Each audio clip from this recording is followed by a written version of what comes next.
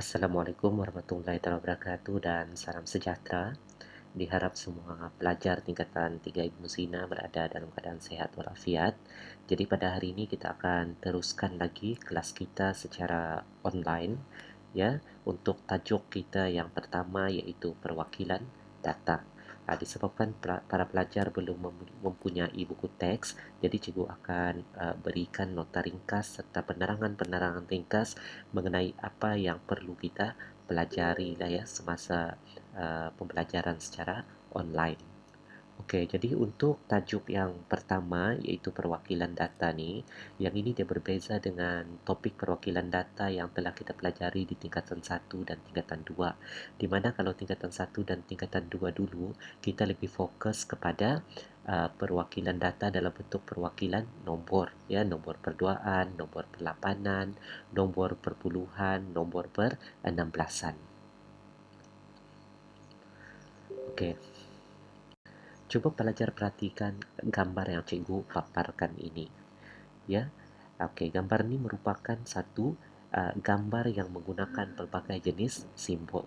Dan cikgu sangat pasti tiada dalam kalangan kita yang boleh mentafsir apakah yang dimaksudkan oleh setiap simbol yang digunakan. Ini kerana setiap simbol-simbol tersebut merupakan satu kod rahsia yang hanya boleh dibaca oleh mereka yang mengetahui kod tersebut. Jadi di sana ada perkataan rahsia, ya, ada perkataan rahsia, iaitu hanya orang-orang tertentu saja yang mengetahui kunci kepada kod tersebut boleh memahami apa yang dimaksudkan oleh gambar atau ilustrasi ataupun tulisan yang terdapat dalam gambar rajah tersebut.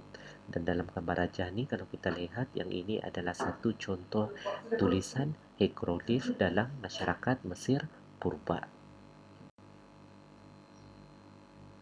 Okey, contoh yang kedua. Cikgu bagi pelajar satu perkataan. GZSMRZS. Siapa boleh tafsir apa yang cikgu maksudkan? Jadi cikgu faham dan cikgu tahu, yakin tiada yang dapat mentafsir maklumat tersebut.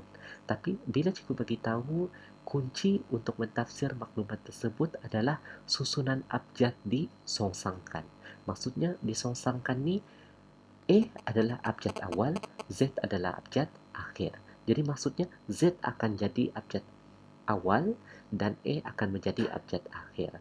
Jadi apabila kita songsangkan, contoh G kita songsangkan akan menjadi huruf T. Z disongsangkan akan menjadi huruf A. Dan apabila kita songsangkan secara keseluruhan, maka terhasillah perkataan tahniah. Jadi di sini apa yang cikgu ingin pelajar faham adalah sesuatu mesej ataupun sesuatu data itu dia menjadi rahsia kecuali kunci untuk memecahkan rahsia kepada data tersebut diketahui. Contoh di sini kuncinya cikgu kata susunan abjad yang disongsangkan. Jadi semua perkara ini apabila sesuatu data yang kita rahsiakan dan kita mengetahui kuncinya untuk memecahkan rahsia data tersebut, benda ni kita panggil sebagai kriptografi, ya, kriptografi. Jadi pada hari ini kita akan mempelajari dengan lebih lanjut mengenai kriptografi.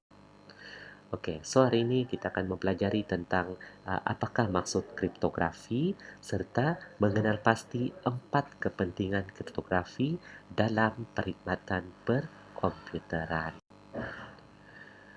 Okey, para pelajar. Dalam era teknologi maklumat dan komunikasi, kebanyakan maklumat akan dikongsikan melalui internet, ya, dalam bentuk digital. Jadi penghantaran suatu dokumen tidak lagi bergantung kepada perkhidmatan pos, tetapi lebih kepada penggunaan rangkaian komputer, contoh email atau media sosial. Tapi cuba anda fikirkan bagaimana suatu mesej atau data yang dihantar secara elektronik diterima oleh penerima tanpa dicuri atau diubah suai ataupun ditokok tambah oleh pihak lain. Jadi semua ini adalah berkaitan dengan kriptografi. di mana maklumat tersebut dirahsiakan ataupun disulitkan daripada penghantar kepada penerima.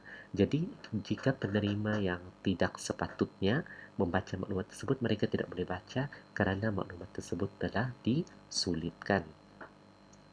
Okey, jadi apa yang dimaksudkan dengan kriptografi? Okey, kriptografi ini berasal daripada perkataan Latin iaitu kryptos yang bermaksud sembunyi dan grafin yang bermaksud untuk menulis, ya, untuk menulis. Jadi kalau kita gabungkan, kita bolehlah hasilkan maksud seperti tulisan yang disembunyikan, iaitu tidak boleh ditafsir oleh orang lain tanpa mengetahui kunci untuk menguraikan tulisan yang disembunyikan tersebut. Jadi kriptografi ini merupakan satu kajian tentang teknik kerahsiaan atau dikenali juga sebagai keselamatan komunikasi data. Tujuannya, ia dicipta bagi melindungi maklumat daripada terdedah dan dipintas oleh pihak lain yang tidak sepatutnya. Jadi bagi mengatasi masalah pencerobohan maklumat, kriptografi merupakan satu keperluan besar, ya, bagi melindungi kepentingan maklumat dalam sistem perkomputeran.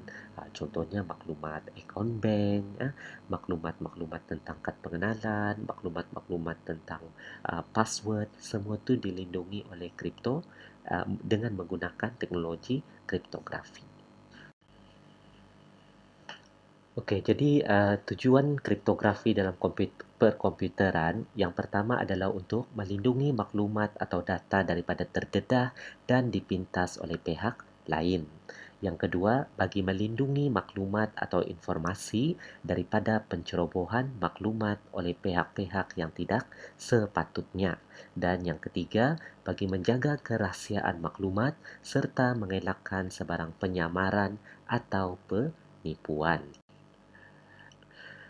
Okay, kepentingan ataupun fungsi asas kriptografi dalam perkomputeran. Yang pertama, kerahsiaan, confidentiality. Yang kedua, pengesahan, authentication. Yang ketiga, integrity. Dan yang keempat, tiada sangkalan atau non-repudiation. Okey, apa yang dimaksudkan dengan kerahsiaan adalah melindungi data atau maklumat supaya tidak diketahui oleh pihak lain selain daripada penerima. Manakala pengesahan membolehkan pihak yang terlibat menentukan siapa penghantar dan penerima data. Maklumat atau data yang diterima perlu dikenal pasti agar ia dihantar oleh pihak yang disahkan. Contohnya, nama pengguna dan kata laluan bagi internet banking hanya boleh diakses oleh pengguna yang sah sahaja. Okey, yang ketiga, integriti. Integriti ini penting untuk memastikan data atau maklumat tidak diubah semasa disimpan ataupun semasa ditransit, ya, semasa dipindahkan. Contohnya, transaksi perbankan dalam talian menggunakan kriptografi bagi mengelakkan pihak lain melakukan perubahan sebarang maklumat dalam transaksi seperti jumlah wang, nombor akaun dan sebagainya.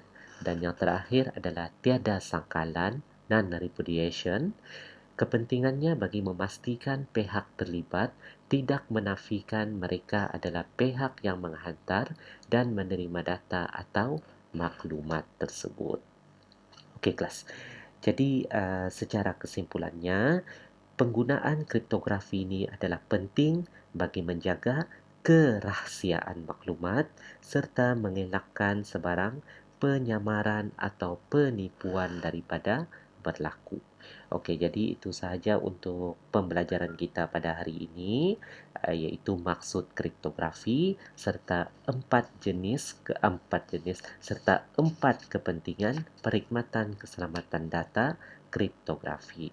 Jadi cikgu harap para pelajar akan faham apa yang telah diterangkan, dan jika kurang faham bolehlah PM cikgu ataupun membuat pencarian maklumat secara atas talian, dan juga jangan lupa untuk menjawab soalan Google Form yang telah disediakan bagi menguji kepahaman pelajar.